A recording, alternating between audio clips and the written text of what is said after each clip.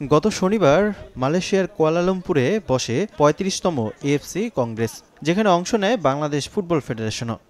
এই কংগ্রেসের মধ্যে দিয়ে বাংলাদেশ ফুটবলের জন্য নতুন এক দুয়ার উন্মোচন হয়েছে। এএফসি থেকে প্রতি বছর $৫ লাখ অনুদান পায় বাফুফে। এবার সেই বাজেট ৬৩% বৃদ্ধি করেছে এএফসি।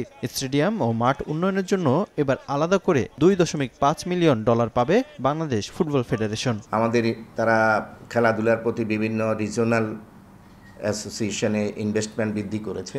এছাড়া এমইএতে আমরা $0.5 মিলিয়ন পাই, সেটা আমাদের এবছর একই আছে।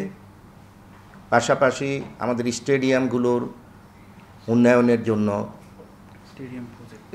স্টেডিয়াম প্রজেক্টে $2.5 মিলিয়ন আমাদেরকে তারা স্যাংশন করেছে।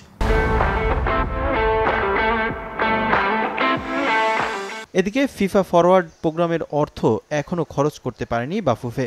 গত বছরের ডিসেম্বরে কক্সবাজারে বাফুফে ট্রেনিং সেন্টার স্থাপনের কাজ শুরু করার কথা ছিল ফেডারেশনের। তবে জমি না পাওয়ায় সে অর্থ এখনও খরচ করতে পারেনি ফেডারেশন। তার মধ্যেই স্টেডিয়ামে উন্নয়নের জন্য আরও বরাদ্দ মিলল এএফসি থেকে। পরবর্তী কার্যনির্বাহী সভায় এই বিষয় থাকবে আলোচনায়। এটা ফিফার যে প্রজেক্ট হয়, একটা প্রজেক্টের সাথে আরেকটা প্রজেক্টে আপনার সমন্বয় করা পসিবল না।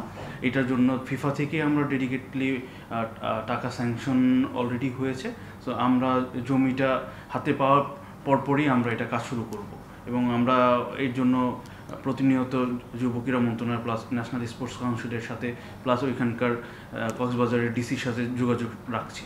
এদিকে হামজা চৌধুরীর লাল সবুজ জার্সি গায়ে জড়ানোর পর বাংলাদেশ ফুটবল নিয়ে আগ্রহ বাড়ছে সবার। ভারতের বিপক্ষে ম্যাচের পর র্যাঙ্কিংও এগিয়েছে বাংলাদেশ। সব মিলিয়ে দেশের বাইরেও প্রশংসা বেড়েছে বাংলাদেশ ফুটবলের। রিফাতুল ইসলাম মিরন, সময় সংবাদ, ঢাকা।